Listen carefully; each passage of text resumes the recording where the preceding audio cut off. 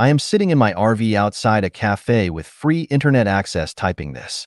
I have gone over this so many times in my head, but I figured writing this out could help me clarify the thoughts in my head.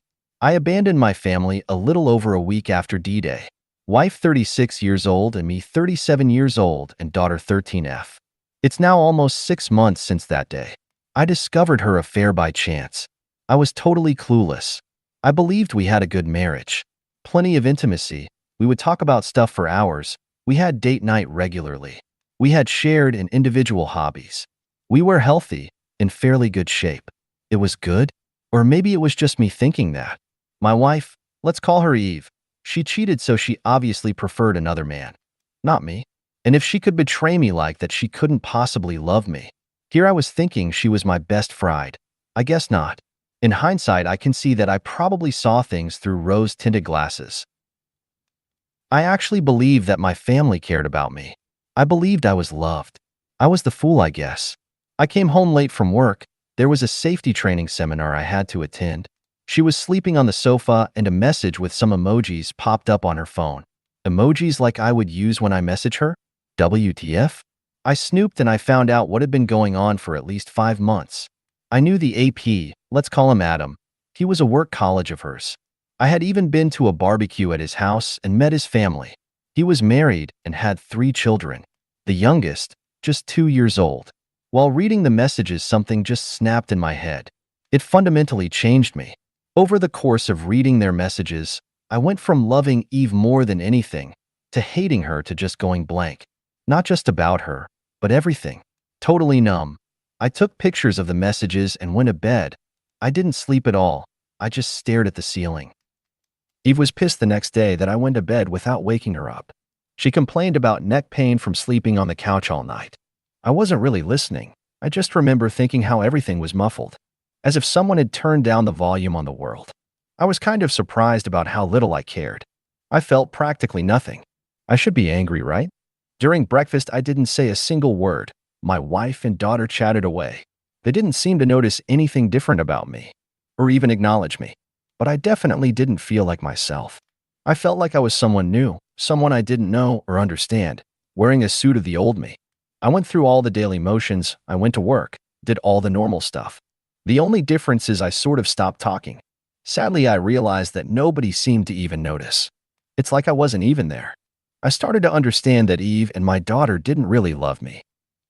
I was in the house with them, but unless they wanted something from me, they didn't really interact. They talked at me, not with me, if that makes sense. I would get these pangs of pain. They would come and go. Sometimes they would overwhelm me completely. I was not okay.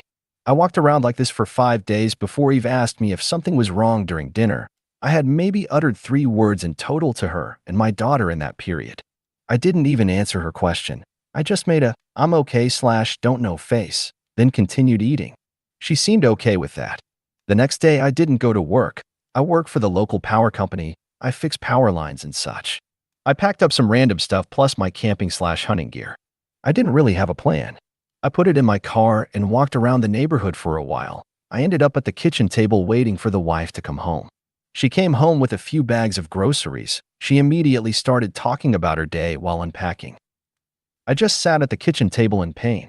She didn't even look at me apart from one glance as she entered the kitchen. Daughter popped in and did the same. Their backs were turned to me and they talked about some trivial crap on sale. I have never felt so rejected, unappreciated, so alone. I felt totally invisible, like I wasn't there, or that I wasn't worth acknowledging.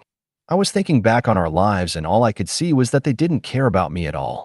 They probably never did. I was an accessory to their life. I just didn't matter to them. I was a convenient and useful prop.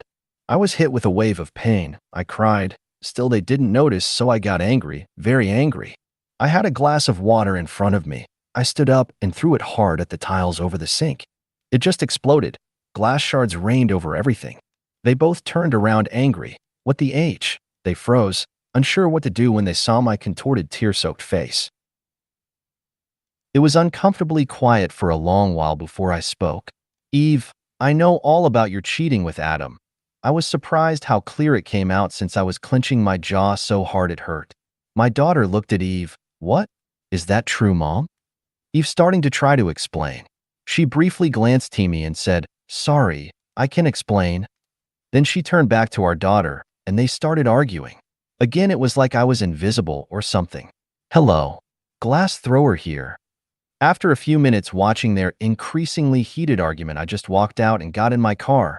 I looked at them again through the window, still arguing in the kitchen. They didn't even notice I had left. I sat there for a few more minutes before I gave up and just drove off. It took maybe 15 minutes before Eve tried to call me, then call after call after call, then a flood of texts from both of them. I just ignored it and eventually turned the phone off. The next day, I took half of our money out and called my boss. I told him I didn't know when I would be back. He told me if I didn't show up, I was fired. I just told him okay and hung up. I just didn't care. I went to Adam's house. His wife opened. I gave her a copy of the messages and told her what Adam and my wife had been up to. I left her crying on the stairs. At the end of the day, I ended up in a cheap hotel at the edge of town. The next few days were kind of a blur while I tried to come to terms with things. I didn't make any real progress. Mostly staring at the wall, trying to think of reasons not to end myself. Eve's older brother is a cop. Let's call him Bob. Bob showed up on the third or fourth day. I'm not sure. I don't know how he found me. He tried to interrogate me. I didn't say anything. When I didn't engage, he told me I was under arrest and put me in cuffs. However, he didn't take me to the station like I expected. He took me home instead. Bob dragged me into the living room where my wife and daughter immediately started berating me. Still, I said nothing. I just listened in amazement while they told me how terrible this was for them. When a terrible a-hole I was for making them worry. It went on for a while. In the end, Eve screamed at me, "Say something." I stared at her for a while before calmly saying, "I have nothing to say to you, whore."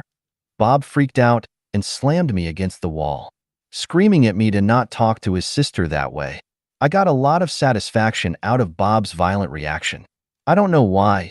It made me so happy I was laughing. Bob's wife left him 4 months earlier. I smiled at Bob. "You're pathetic, Bob. Did you beat your wife to Bob? Is that why she left you?" Bob hit me hard. I went down. Wife and daughter started screaming their heads off. As I start to get up, I just laughed even harder. I just couldn't help myself. I was bleeding from somewhere. I saw it on the floor. I am still in handcuffs, laughing. Maybe it was the absurdity of it all. I spat blood in Bob's face and said, "Phoo, K. You, Bob." He hit me again, hard enough to knock me out cold this time. I woke in the hospital.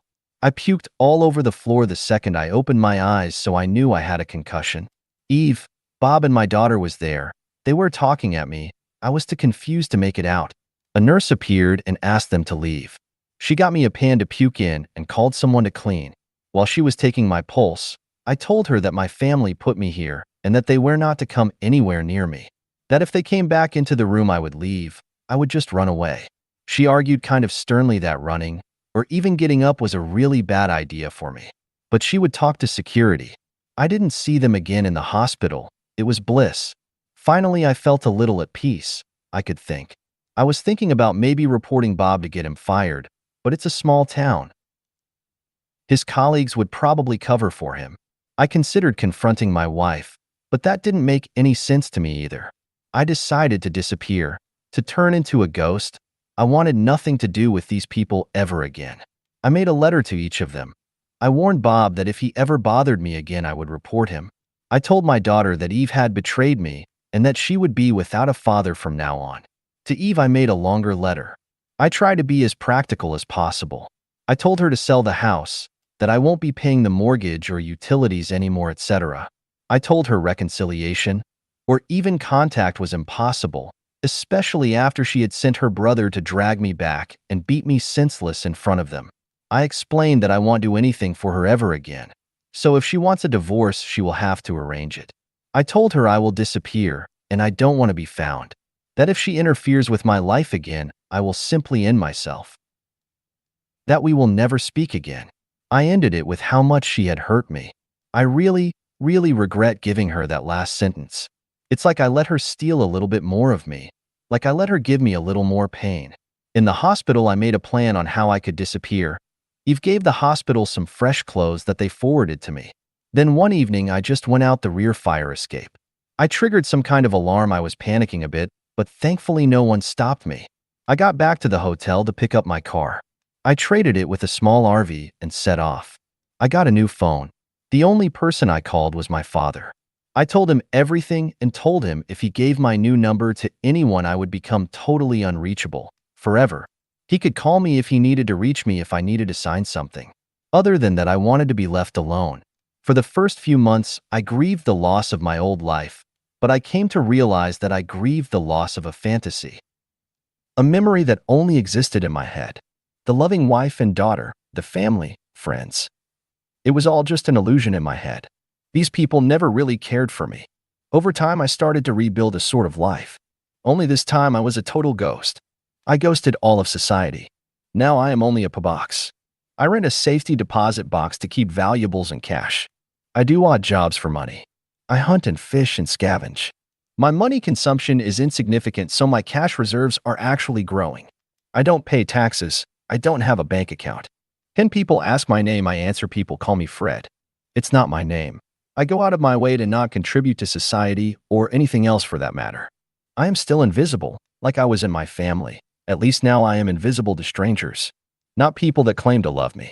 And to be honest, I kind of like it now. I brew my own beer. I move around.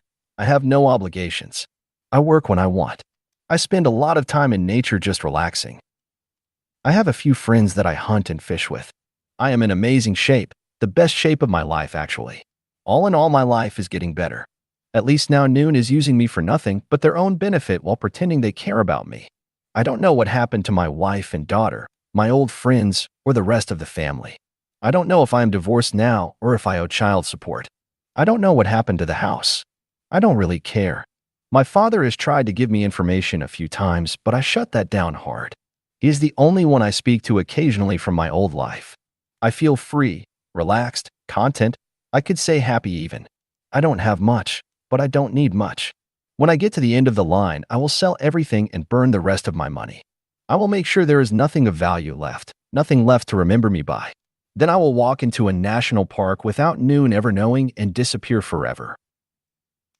Sometimes I go to shopping malls, train or bus stations, and just observe the people. There I see them, all the men like I used to be.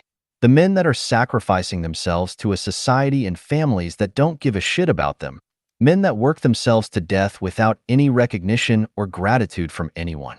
They are guilt-tripped, pressured, and pushed to always make more, sacrifice more. More and more pointless nonsense, brand clothes, bigger house, more this, more that. Never even getting a thank you, no form of gratitude or appreciation. In most cases, not even a smile. They try to fool themselves, just like I was, refusing to recognize reality. But I see it in them, just like I used to. Deep down they know.